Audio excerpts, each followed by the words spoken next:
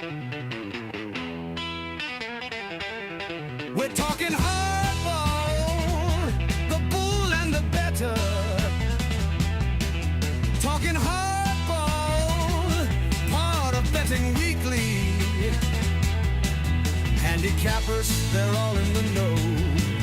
Pick some winners and then we say, let's go. So come on, it's time to watch the show.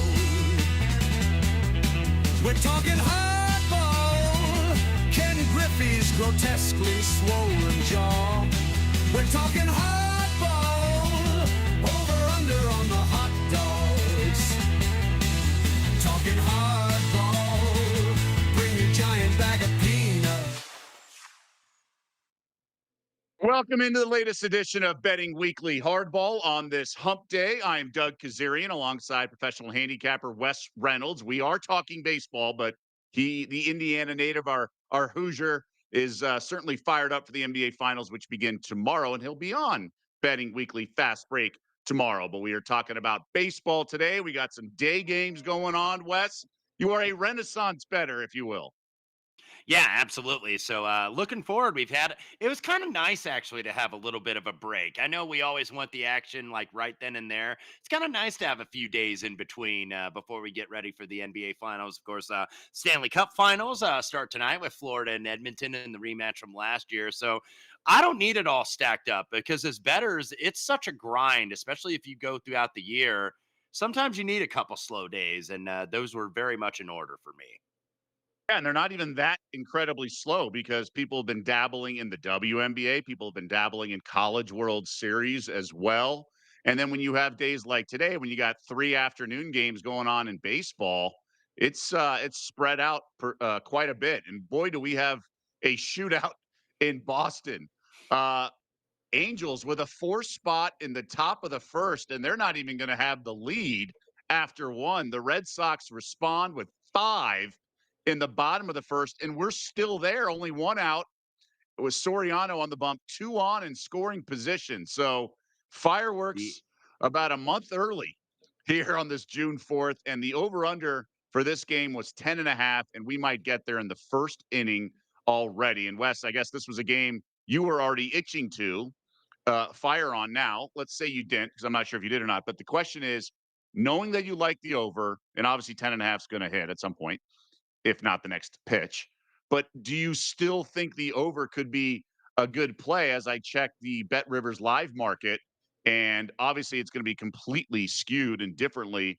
It's a different animal right now, but it's still an opportunity if you compartmentalize and can look into this game that has an over under now of 19. Yeah, it was 20 a minute ago, and now there are two outs here, but would actually lean that way because of the fact on the Halo side, you've got a bit of a tax bullpen. Canley Jensen, Reed Detmers, Hector Neris used each of the last 2 days, and then the middle guys, Burke, Brogdon, Strickland have worked 2 of the last 3. So how long do they keep Soriano? And I'm on his under strikeouts actually at 4.5. Does have 1 here in the first inning, but he's at 36 pitches and counting here in the first inning. So you may have to use these bullpen, or is he the sacrificial lamb? It kind of depends on what the Angels do in terms of their batting order, where they got 5 hits on 4 runs in the first inning. Because sometimes it's like, hey, I need this guy to eat some innings because my bullpen is taxed, but they may have no choice. Ron Washington may not have any other option, depending on if this barrage continues for the Red Sox. So that over at least looks preposterous on the surface, but it's not, as they finally do get out of the inning 5-4 after 1 in Fenway. Okay, so the adjusted over under, it's going to get posted momentarily. By the way, Red Sox now minus 205. I didn't catch what they could have been going into the bottom of the first when they were down 4-0. So they end the first minus 205 when they were probably pretty sizable dogs after spotting the Halos with a 4-0 lead. Now, obviously, Boston, things have not been going well. They've lost 8 of 10, including the last 2 games. Angels going for the sweep at Fenway. And we want to get you involved in the conversation. On our comment section, Steve from Lynn, that is, stay away from the Sox. Lots of turmoil in the club. And he says the club has effectively destroyed the locker room by their pressure on Devers. Devers to play in the field. So I understand that. Not a good vibe. But hey, if you're down 4-0, you come back and win this kind of wonky game. Maybe that is a kind of a turning point in the season. So, but just going back to my original question with the over under 18.5, we all have been there. You wanted to bet something, it's an easy winner. You're kicking yourself. You can even pour gasoline on that fire by taking over 18.5 and it doesn't get there. And then you're like, oh gosh, I kind of reverse middled myself. Are you able as a better, because I am, and I think it's important, just because you missed the over 10.5 pre-flop doesn't mean you shouldn't bet over 18.5 if you think it's a good wager. You have to compartmentalize and kind of get over the fact that you're going to maybe be kicking yourself if you lose the over 18.5, but you would have had the over 10.5 pre-flop with ease. Yeah, and I think that you have to do that. You can never be like, okay, I'm always going to do this. You can't deal in absolutes. I think as a sports bettor. Now, more often than not, am I going to want to go after a number that I didn't get where I'm not getting the best? No, but that doesn't mean that there aren't necessarily opportunities here. But you were mentioning the Sox with the turmoil. Of course, Alex Bregman still out of the lineup. You look at that top half with Duran and Devers and Abreu and Bregman. They're competent, but you get at the bottom of this lineup, man, and you got some guys that are borderline major leaguers that some might even consider like, triple A type quality hitters. So that's what concerns you about the Sox. And that's why you've seen them play so poorly. And now 29 and 34. One thing I will say for the Angels, and he might not be what he used to be, but I think having Mike Trout back in the lineup has been really good for these guys. Like it's, brought more energy in the clubhouse. And I think that they've responded. And I know they're 4 games under 500, but the Halos have been competitive here early in the season. But back to the bet.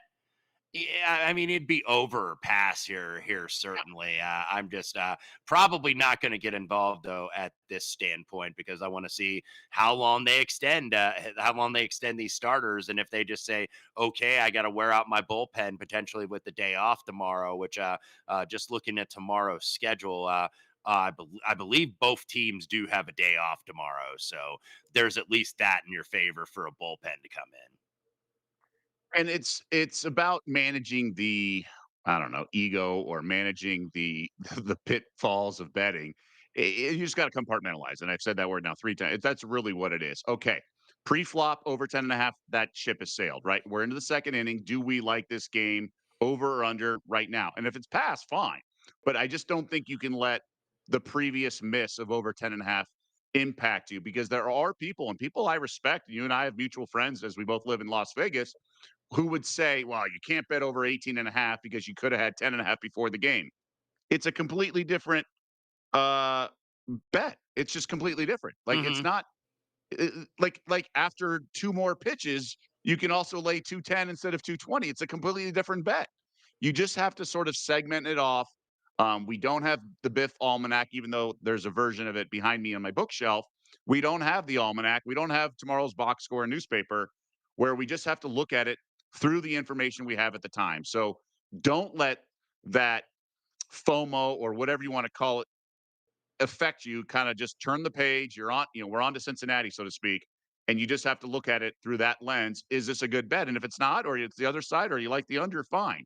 Um, just by saying you can't take over 18.5 because you could have had a 10.5 before the game, it also means under 18.5 is not a good bet necessarily, just because the closing line was 10.5.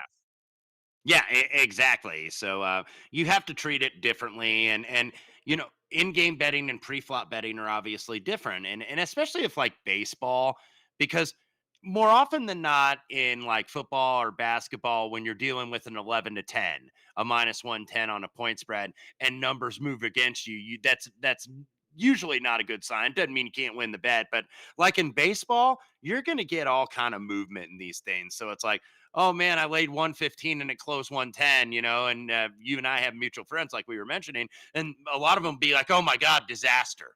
It moved 5 cents against me. That's going to happen every single day in baseball. And, you cannot necessarily worry about that if numbers. Now, if you're laying, 150 and then all of a sudden it closes 120, then that's obviously bad. But, you can't worry about little 5 and 10 cent moves in baseball because that's always going to happen. And right on cue, the Angels have plated 2 in the top of the second or one, I believe a second run got in. My box score may have jumped me, but either way, they have, in fact, at Bet Rivers, the Angels are now favorites at -175 after just being Red Sox were -220. So we're now cashing the over. You just have to do the reverse rain dance to make sure rain does not come at Fenway to ruin your over 10.5 ticket. But just like that, Wes, the new live total is 21.5. There you Okay. go. You had an RBI triple with nobody out. That guy gets home. And so on a double, so the Halos now have a runner in scoring position on second with nobody out and leading 6-5. So again, I'm so glad this happened on our watch just to remind people look at the details. And Wes mentioned things like they are both off tomorrow, the bullpen, all that stuff makes sense.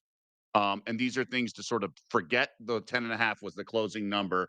And also, if you had under 10.5, don't chase the over, whatever, or don't chase the under 19.5. And if you cash the over 10.5, it doesn't mean you can't win more money on the over 19.5, or in this case, 21.5, just because they're different bets. They're just compartmentalized, segmented off. They're just different wagers. Keep that in mind.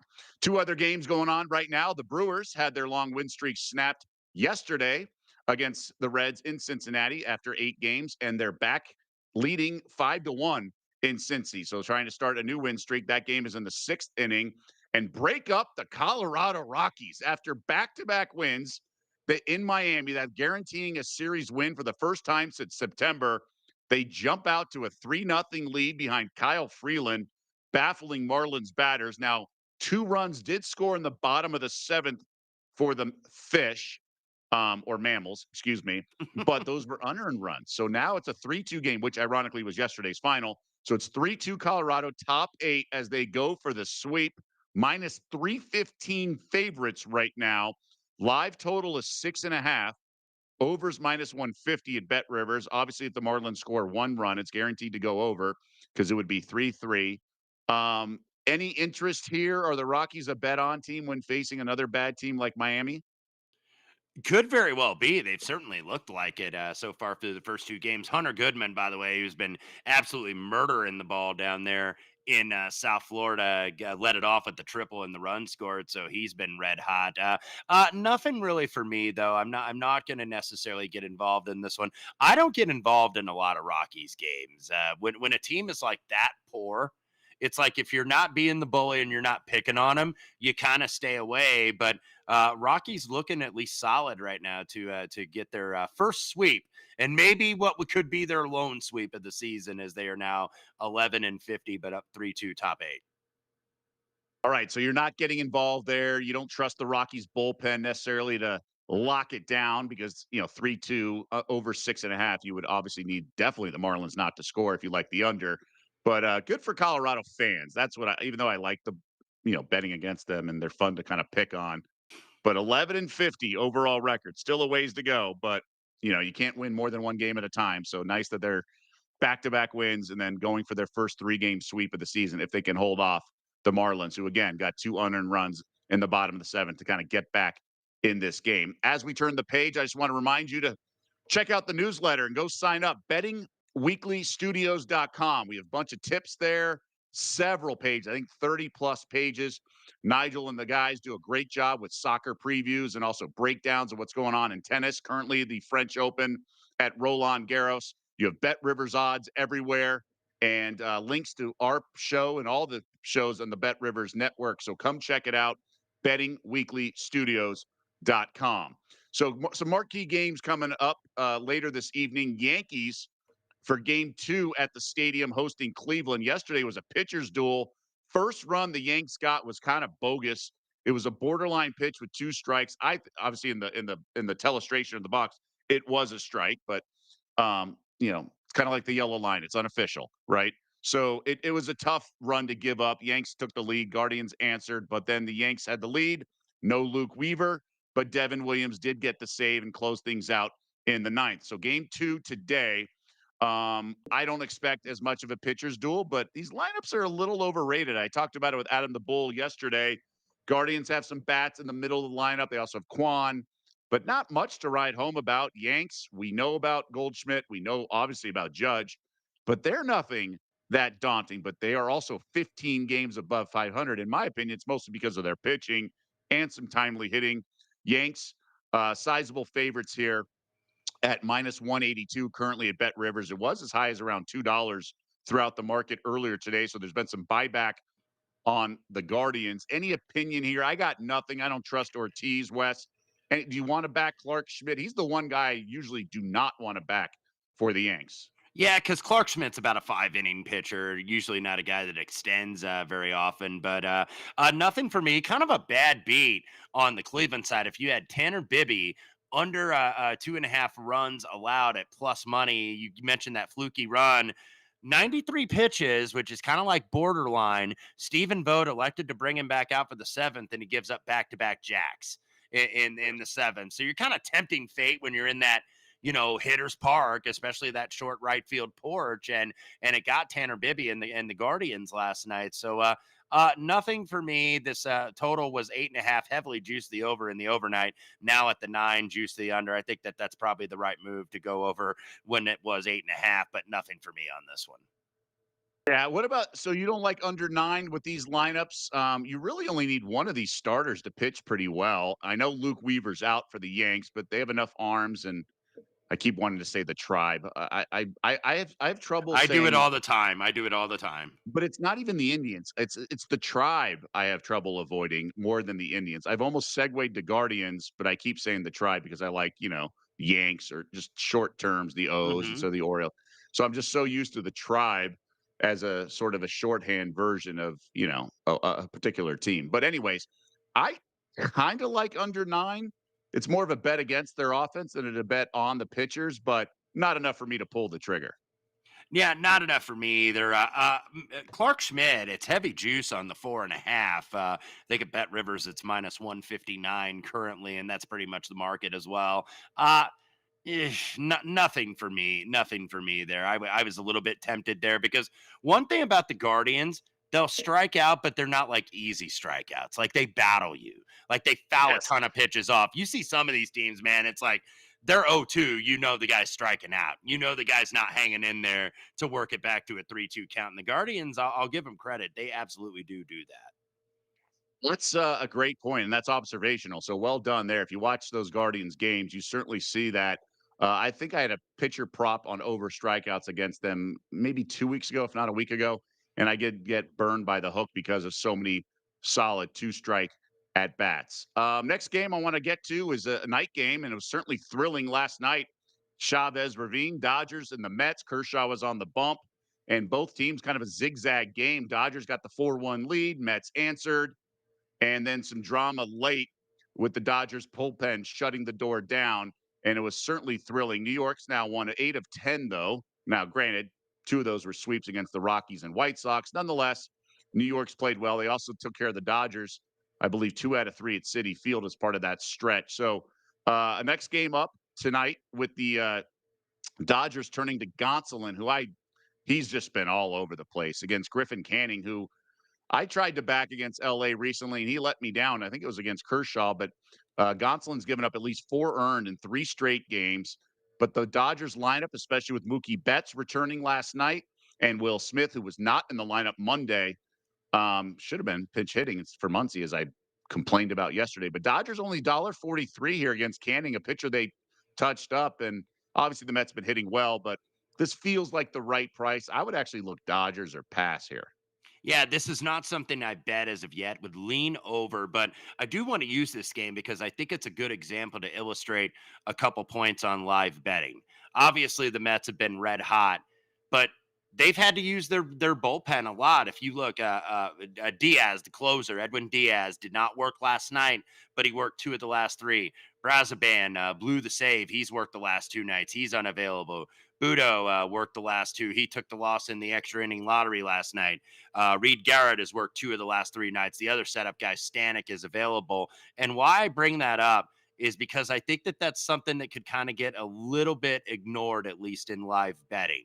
And what I will say is like the live team totals, when the starter is removed from the game, the live markets, you don't see it adjust when you bring in like the high leverage relievers, either being unavailable or not rested. So you really want to monitor, I think, on a day to day basis, if you're betting baseball and want to be successful, you want to monitor that bullpen usage. That thing is so, because how many times it's like, okay, you got the game one and then the bullpen blow, and it's like, the bullpen blew it again. There are ways to handicap bullpens when you look at the usage. When you look at how many, is this guy worked 3 of the last 4 and he's going to be unavailable, or they're going to have to stretch this guy. So that's one thing to look for in live wagering. And then from a pre-flop standpoint, using taxed bullpens, where like the taxed bullpen today where they had the Halos, the Mets, Padres, Giants. I know we'll get to that momentarily. So sometimes you'll get teams that stretch their starter a little bit because they don't have certain back end arms available. Maybe your closer's not available, or you're like your 2 main setup guys are not available. And we did see this last night in one that I got very fortunate on, where Boston sent out Brian Bello in the 6th inning. He had already had 92 pitches through 5 innings. So there's no chance. And he hadn't gotten through 5 innings in like the last several starts. So it's like, there's no chance he's coming out. Well, sure enough, Cora brings him back out for the 6th, and he ends up getting through it clean, 3 outs and going 103. But it's like 92, you think, okay, the guy's coming out. So that's something that you want to monitor, where from a pre-flop standpoint, playing those starting pitcher outs over, especially when the bullpen has had very high usage, or in live games, live team totals, when you get that starter removed from the game and you're not getting your best bullpen arm. So playing the other team in terms of a team total over is certainly a way to look. Okay, so let's apply that to the Dodgers Mets game, right? Let's start with the starters and their pitchers props at Bet Rivers. And you have some total outs. Griffin Canning, 14 and a half. So over is minus 182, but you only need 5 innings out of him. Gonsolin, 15 and a half. So you need over 5 innings. You need 5 and a third, but that's plus 106. Knowing the bullpens, knowing what's happened the last couple games, is there an edge in your eyes with either of these props for the starting pitchers? Yeah, and it's more really on the Mets side than I think it is on the Dodgers side in terms of the bullpen usage. But one way to look at it is not just the starting pitcher out. You could potentially also look at the starting pitching hits allowed. Not really in this game. It's 5.5, by the way, plus like $1.15, plus $1.20. But if I were to look at this, and I'm just going through the numbers here, I think Canning gets a little bit of regression, not a ton. Gonsolin maybe a little bit more on the positive side, where I think he's been a little better than the numbers you indicate. Not much, but at least a little. And that's what you're dealing with. You're dealing with kind of like razor thin margins with some of these pitchers. But it's one I'm going to stay away from. But I think that's a good observation by you when you're looking at, not only the outs, and 15 and a half is obviously 5. So if you're 14 and a half, yeah, you're going to get heavy juice to the over, and you're going to get heavy juice to the under at 15 and a half. Like I'm, seeing close to $2. But so I think maybe not going to apply in this game, or nothing I'm going to get involved with necessarily, especially if these two lineups hitting really well. But I think that long term is a good look, not only looking at the outs, but also looking at the hits allowed, where it's like, you're not going to see a manager, especially if the bullpen is taxed, where he's going to panic. It's like, oh my God, he's giving up 3 hits in the inning. I got to yank him immediately, or call on the phone to the bullpen and get guys warmed up. So that doesn't necessarily happen. So sometimes you throw the conventional wisdom out the window, I think, when you're handicapping these starting pitcher props, when you've got a bad bullpen, or a bullpen that's certainly overworked lately. Okay. And so, not that you want to totally lock in a live bet before the game, but you mentioned that the bullpens could be very susceptible to late inning runs. What are you keeping an eye on closely if, once this Dodgers games, gets to the 6th inning or so, if the bullpens start to come in? Are you going to be really focusing on the Mets sort of being a little touched up, maybe a Dodgers team total? A lot depends on what the current score is at the time. I understand that. But what's something that you're kind of keeping an eye on going into this one? Yeah, I'm going to be looking at the bullpen. Some of those guys that I mentioned are probably not going to get used. I would not think Brazaban or Budo, who were part of the decision last night, are going to get used. So you're going to have to see a lot of Ryan Stanek, who's been very good, and then do they go with Diaz? And we know Diaz can be very up and down. So, yeah, Dodgers team total, I think specifically is what I'm going to look for because the Dodgers, and we've seen it the last couple of years, who rallies more than this team? And when you have Shohei and Mookie Betts and Freddie Freeman and Teoscar and guys that have been pretty clutch hitters, you could certainly see why. So yeah, I'd be looking Dodgers team total perhaps late. All right. And obviously, the game can unfold a variety of ways, but it's something you're at least going to circle back on later tonight as the game starts and is underway. You want to keep tabs on things. We've gone to the ninth in Miami. It's still 3-2 Rocky. So that live over under of 6.5 no longer an option. But how about the Rockies now minus 770 on the live money line? 1 inning to go. Brewers still lead 5-1. They've gone to the seventh in that game. Leadoff runner on base for Milwaukee, and the live line is 4.5 plus money though. If you want to lay it with the Brew Crew, you will be guaranteed the ninth inning ups. Live total is 9 in a 5-1 game, so 6 total runs. We're in the eighth, but obviously the Brewers are threatening and maybe even an extra guy on 7-5. Angels bottom second, so the offense has slowed down a little bit. A little bit is all relative. Live total is now 21.5. So I guess it's maintained that pace. Maybe at some point it goes higher and lower, which will be fun to track throughout the rest of the show. What we only have a little bit left. Okay, I want to keep going with tonight's games. It's been a fantastic start to the series. Padres and Giants NL West matchup outside of the Dodgers. These two teams right there in the hunt. Both games have seen some serious drama. Padres have won the first two. Both were extra inning wins on the road. They got 2 in the ninth last night, down 2-0 to force extras and get there. So much like the Mets Dodgers, we've seen bullpens get some work here with the Padres and Giants. Pavetta's going for San Diego. Harrison's going for the Giants, and he's been solid this year, surprisingly. Not a big name, and Webb's been a little up and down, like we've talked about on the show. And this is a straight pick 'em, Wes, with an over under a 7. Now the over is juiced $1.27 at Bet Rivers, but that is a low total. But we haven't seen a whole lot of runs in this series, especially despite San Diego's kind of potent lineup. Yeah, it really is there in San Francisco. I think one of the few quote unquote pitchers parks, if you want to call it there in the Bay, where you don't get as many high scoring games here. So that's why you get these total sevens when almost everywhere around the bigs it's 8 or so. Both these bullpens have had usage because they've been high leverage and very competitive games. So was just trying to look and see what the Nick Pivetta props were. I think over 17.5 recorded outs. Pretty darn heavy juice there, Right. though for Pivetta. So might keep me out of that a little bit. So then a potential pivot could be the over hits allowed at 4.5 if you want to look that way. But yeah, I'll be interested to see what they do here. Kyle Harrison, by the way, who you mentioned, has been relatively solid, certainly better than I think a lot of people thought. He does give up a fair amount of hard contact, and that worries me a little bit for a guy like Harrison when you're playing his props. So I would actually slightly lean to the under.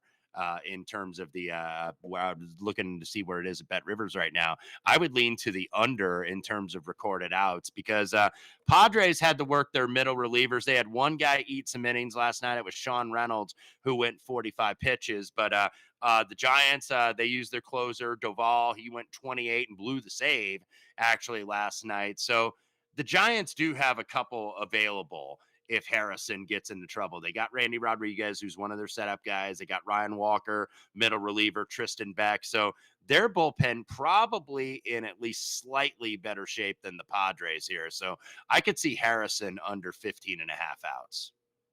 One concern I would have with the Pavetta is he pitched pretty well against the Giants at a home start against them, but he only went 5 1/3 because he had 9 strikeouts. So a high pitch count with 89, and he did give up 3 earned. So they got to him. So I guess, that's the kiss of death is when your pitcher is so locked in, you have a higher pitch count because of racking up Ks, and therefore you can't get the high outs. But over 17.5 minus 167 does look pretty good. He's thrown 102 pitches 2 starts ago. So if the bullpen is taxed and the manager has shown an ability to let him stay in there, So the over 15 and a half, 17 and a half, excuse me. So get through 6 full innings, 18 outs at minus a buck 67. I'm not writing it off, but it's certainly enticing in that regard because uh, he's been known to kind of go out there even to 100 pitches, and Mhm. Pavetta is a bit of a workhorse. So not shying away from that.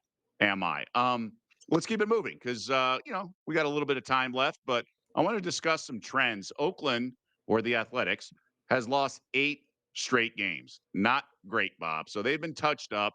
And here we go. Springs is on the bump, and the Twins going for the sweep. Zebby Matthews, not your he's not Joe Ryan, but he's been okay at times. And he's going against an A's lineup that's really struggling after starting the year hot. I typically don't like to bet into teams that are on skids. Usually they're bad, but more so like the Red Sox. There's some funk going on, and there's just other things on the board to bet on. And obviously, when it's fading the A's, who are not good, you're going to have to be laying some serious lumber on the money line. Now you could always do the run line, but $1.90 range at Bet Rivers. Now the run line's minus 124, and the Twins are certainly hitting these days. But for me, it's no play for me. What about you?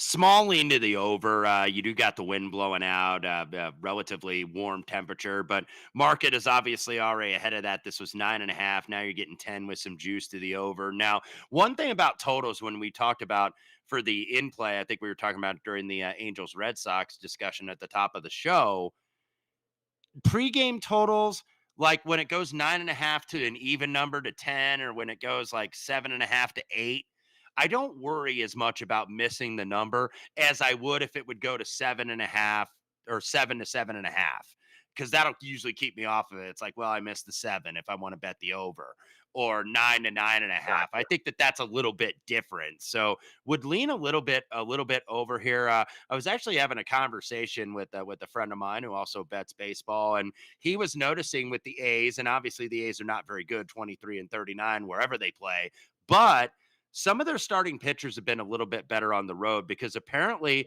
that mound at the what is it called, Dignity Health Park, I believe, or it's in Sacramento, Sacramento. yeah, Sutter Health Park, I should say, in Sacramento. So it's like a minor league park. The mound is actually a little bit flatter, is what he was there, because that's why like Severino and a couple of their other starters have been better on the road, but not necessarily at home. And that's why I think a little bit why you're seeing these high totals, because people, pitchers are going to be creatures of habit. So they're used to a certain dimension on the mound. And this thing is a little bit flat out in Sacramento. So I thought that that was kind of an interesting, kind of weird quirk that would certainly only happen in baseball. Only in baseball. And I was always saying, like, it's such a bizarre sport because you have different dimensions here and there. And then someone presented their like counterpoint, 5 years ago or so. It was like, I was like, oh, NBA doesn't have a different baseline distance. And they're like, yeah, but golf has different courses every week. I'm like, oh yeah, good point. So like it's not as crazy as I thought. It's just randomly like in Houston, you're running back to track a deep ball and you're like running up a hill all of a sudden. It's just sort of strange, but that's golf. That's like golf with different there's par threes, fours, and fives, but also just different courses from a week to week standpoint. That's baseball, Susan, as John Sterling would famously Right. say. Right. Okay. There's a game here that we haven't touched on that you have some action on that you want to get down here, and it's a good matchup, all things considered, in terms of pitchers. You have Mackenzie Gore, who I won last week with the reverse line move, or reverse alternate line, run line with Matthew Boyd. And by the way, we've gone to the bottom of the ninth in Miami. Rockies like an out away, I believe, on the verge of. Sorry, the inning just started of that 3-game sweep. So we'll keep you posted there. And we've had back-to-back half innings in at Fenway Park without a run. So it's 7-5, bottom 3. The live total is now to a very low microscopic 19 and a half. So it's gone from 21 and a half to 19 and a half. But I want to talk about this Cubs Nats game. Matthew Boyd against Mackenzie Gore. Pitchers duel expected here. And at Bet Rivers, obviously the Cubs have surpassed expectations, but the Nats are not exactly a punching bag. 8 is an over under, but you're eyeing some pitching props. Fire away. Yeah, and I'll start with Mackenzie Gore here, who, by the way, became the first pitcher in Major League Baseball to go over 100 strikeout mark for the season, and he's averaging, by the way, 13.3 per 9 innings. If you go to your fan graphs or any of your other baseball stat sites, he is numero uno in terms of strikeouts per 9 innings and overall strikeouts. However, I'm willing to maybe go against not on the strikeouts, but a little bit on the recorded outs, which is 17 and a half, which basically means 5 2/3 is what you got to limit him to. Cubs have been murdering the ball lately, and they absolutely did last night. The Cubs have been hitting very well. This is a little bit more of a difficult lineup, I think, for Mackenzie Gore. I expect he's going to get probably plenty of Ks with where he's priced every single night, but the Cubs, I just think, hitting very well and looking to go ahead. I think, or they're not going to sweep here. This would be just to try to win the series. Yeah, but they're trying to keep that win streak going, and I just thought that was a little bit high for Mackenzie Gore against the Cubs team that certainly is putting up the runs. They had 8 of them last night in the 8-3 victory. They had 7 against Cincinnati. I keep this is not a sweep situation because this is only the second game. A lot of these games, by the way, this week, kind of a weird scheduling quirk. The Right, series, right, the yeah. series don't end today; they end tomorrow. So you have like a ton of Thursday games because Thursday is always kind of like a dead day where you might only have a few games on the schedule, like we had last week, and you got 12 games. But anyway, back to the Cubs Nats. Gore under 17 and a half outs at plus money, I think could very much be a way to go. Whereas I'm willing to lay a little bit of the juice on the other side on the over 17 and a outs, and that's Matthew Boyd. We're 150 or so, I think is where I got it this morning. Matthew Boyd is a guy that they will stretch a little bit, especially against a Nationals team that they've been crushing the righties, but not so much the lefties, and they've been really aggressive too. 3.55 pitches per plate appearance. Over like the last week, so they're swinging and missing a lot. They're a very left-handed heavy lineup, and they're going with the left-hander tonight. And some of the left-handers that they have faced recently are below Matthew Boyd's class. Logan Allen, Kyle Harrison, uh, Kate Povich from Baltimore, and they fared very well against the Nats. So I think Matthew Boyd can do that tonight. Over 17 and a half, does throw a lot of strikes. So I think matching up against a free swinging team, that's a good spot for him.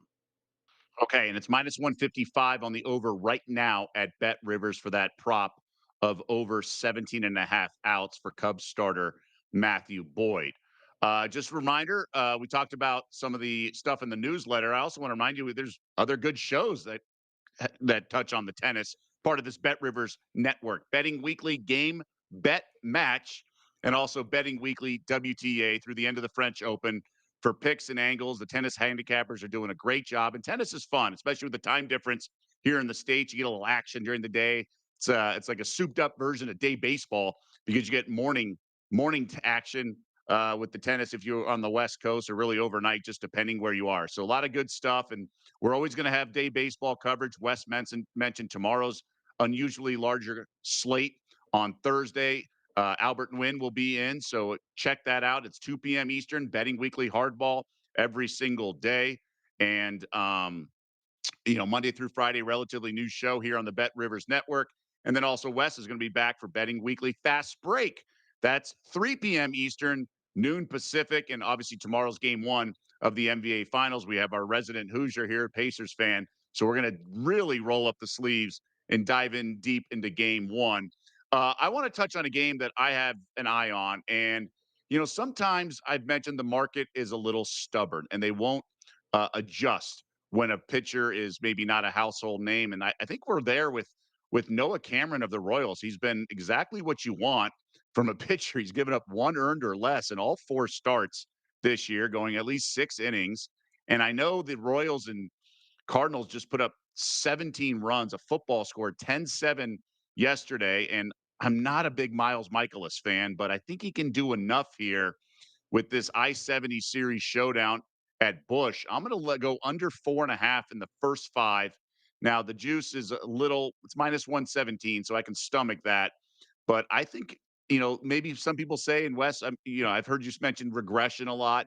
Maybe you think it's going to kind of rear its ugly head or come back to bite Noah Cameron. But I'm happy betting on him. And I know the Cardinals lineup and it's St. Louis baseball and they sort of kind of are better than the sum of the parts. But I'm going to go under 4.5 first five here.